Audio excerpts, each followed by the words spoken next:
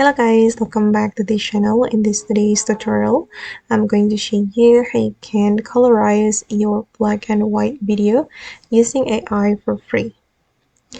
Okay, let's get into it guys. First of all, you can go to your browser app and then you're going to search for this website colorize.cc, and then we're going to upload our video here to colorize our black and white video. We can click on upload video, and I'm going to go to my document folder, and this is the black and white video I'm going to colorize. I'm going to click on open, and hold on guys, the video is being uploaded to this website.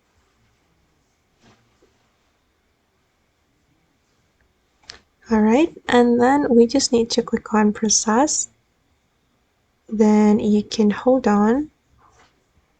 Okay, now it's done and we can download the video. Click on the download menu and the video will be downloaded. Oops. Okay, and I'm going to check it in my file explorer. Okay guys, and this is the final result. Okay, and that's all the way to colorize black and white video using AI for free. I hope this tutorial will be useful for you. Thank you so much for watching and bye.